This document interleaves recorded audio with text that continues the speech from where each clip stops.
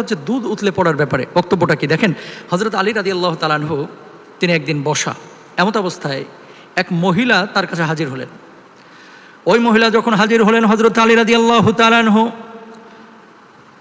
ওই মহিলার দিকে দৃষ্টিপাত করলেন না। ওই মহিলা হযরত আলী রাদিয়াল্লাহু তাআলা আনহুকে বললেন যে আমি যখন বাড়ির মধ্যে থাকি স্বামীর সঙ্গে ঝগড়া লেগেই থাকে। স্বামী আমার দেখতে পারে না, আর আমিও স্বামীরে দেখতে পারি না, স্বামীকে আমার সহ্য হয় না। ওগো আলী রাদিয়াল্লাহু তাআলা আনহু, এই পরিবারের মধ্যে কেন বরকত নেই, কেন ঝগড়া হচ্ছে, কেন স্বামীর সঙ্গে আমার বারবার বিবাদ লেগেই থাকছে, আপনি একটু যদি সমাধান করে দেন। আলী রাদিয়াল্লাহু তাআলা আনহু তখন বললেন, তোমার ঘরের মধ্যে কি এমন কোনো ঘটনা ঘটে যে ঘটনাটি অর্থাৎ আল্লাহ সুবহানাহু ওয়া তাআলা তোমার কোনো নিয়ামত দিয়েছে, সেই নিয়ামতের অপচয় অপব্যয় হয়, এরকম কোনো ঘটনা কি ঘটে?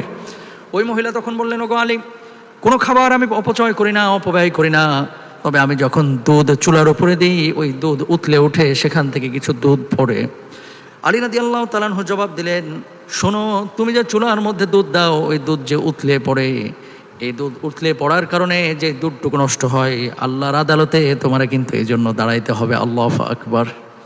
আল্লাহ রাব্বুল আলামিনের আদালতে তোমারে দাঁড়াইতে হবে, এটা আলী রাদিয়াল্লাহু তাআলা আনহু বলছেন। তার মানে কি, আপনাকে বুঝতে হবে কিছু দুধ যে এই যে উতলে পড়ছে, আমরা অনেক সময় ভাত আপনার জাল দিই, তারপরে দেখা যায় উতলে ভাত পড়ে, আবার রুটি অনেক সময় সেকি, উদাসীনতার কারণে রুটিটা পড়ে যায়, তারপরে খেতে পারি না। অন্য অন্য খাবার এরকম আছে যে খাবারগুলো আমরা গ্রহণ করি অথচ এই খাবারগুলোকে আমরা অপচয় করি, এটা কিন্তু আল্লাহ সুবহানাহু ওয়া তাআলা বরদাস্ত করবেন না। কেন? ইন্নাল মুবাজ্জিরিনা কানু ইখওয়ানাশ শায়াতিন।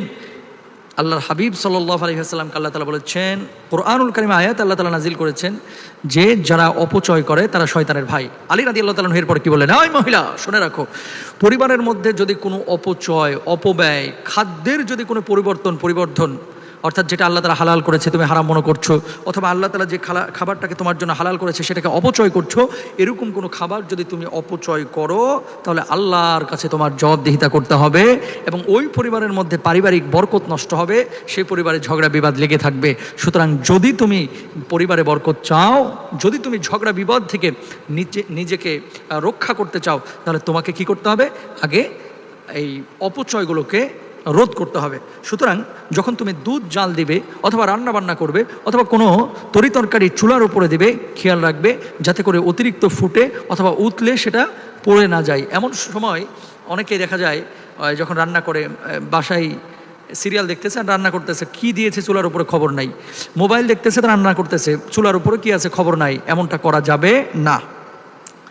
আচ্ছা, তাহলে অপচয় আমরা খাবারের ক্ষেত্রে করব না, রান্নাবান্নার সময়ও করব না, আমরা এখান থেকে বুঝলাম। আর দুধ যদি উতলে আপনার এভাবে চুলার ওপর দিয়ে পড়ে যায়, পাতিলের ওপর দিয়ে পড়ে যায়, যদি কোনো অপচয় হয় তাহলে পারিবারিক বরকত নষ্ট হয়। এটা আলী রাদিয়াল্লাহু তাআলা আনহুর কথা।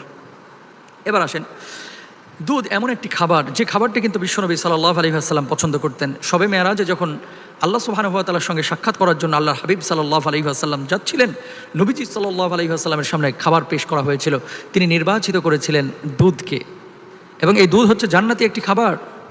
দুধ এমন একটি খাবার যেখানে পানির ঘাটতি মেটায় এবং খাবারের ঘাটতিও মেটায়। সুবহানাল্লাহ।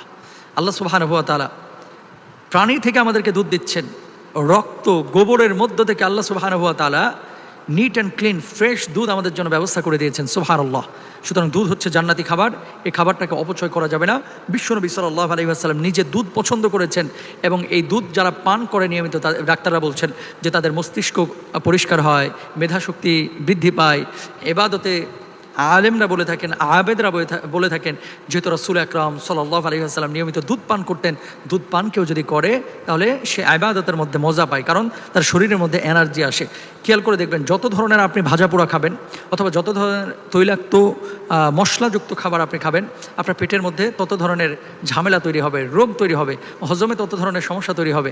আর যত খাবার আপনি সীমিত করবেন, হেলদি খাবার খাবেন, যেটা সুন্নাহসম্মত খাবার, দুধ, মধু, কালো জিরা, সারিদ, তরমুজ, এই ধরনের খাবারগুলো যখন আপনি গ্রহণ করবেন, আপনার শরীরের মধ্যে এনার্জি তৈরি হবে, শক্তি তৈরি হবে, এবং আপনি আমল করেও স্বাদ পাবেন। তো বিশ্বনবী সাল্লাল্লাহু আলাইহি ওয়াসাল্লাম দুধ নিজে পান করেছেন, আমাদেরকে পান করতে বলেছেন, এবং অপচয় করতে না করেছেন। এবার আসেন, আল্লাহর হাবিব সাল্লাল্লাহু আলাইহি ওয়াসাল্লাম একদিন বাড়ির মধ্যে প্রবেশ করলেন। আম্মা জান আয়েশা সিদ্দিকা রাদিয়াল্লাহু তাআলা আনহা তিনি ঘরের মধ্যে ছিলেন। নবীজি সাল্লাল্লাহু আলাইহি ওয়াসাল্লাম ঘরের মধ্যে প্রবেশ করার পরে দেখতে পেলেন কয়েকটি রুটির টুকরা পড়ে আছে। আল্লাহর নবী বললেন, আয়েশা, এই রুটির টুকরোগুলো কেন এখানে পড়ে আছে? নবীজি সাল্লাল্লাহু আলাইহি ওয়াসাল্লাম আম্মা জান আয়েশা জবাব দিলেন, যেগুলো পড়ে নেই এমনি রাখা আছে, আর খেতে পারি নাই বিধায় রেখে দিয়েছি। আল্লাহর নবী বললেন, খবরদার কোনো খাবার অপচয় করবে না, কারণ এই খাবারগুলো আল্লাহ রব্বুল আলামিনের পক্ষ থেকে প্রদত্ত নিয়ামত। সুতরাং নিয়ামতের শুকরিয়া যারা আদায় করবে না, আল্লাহ রব্বুল আলামিন তাদেরকে নিয়ামত থেকে বঞ্চিত করবেন। নাউজুবিল্লাহ। বিশ্বনবী সাল্লাল্লাহু আলাইহি ওয়াসাল্লাম নিজেই বলেছেন যে খাবার অপচয় করা যাবে না। পড়েছিল রুটির টুকরা, আল্লাহর হাবিব সাল্লাল্লাহু আলাইহি ওয়াসাল্লাম সেই রুটির টুকরা উঠিয়ে নিজে খেয়েছেন, রেখে দিয়েছেন। খাবার অপচয় করবো না। আল্লাহ তাআলা আমাদের তৌফিক দান করুন, আমিন।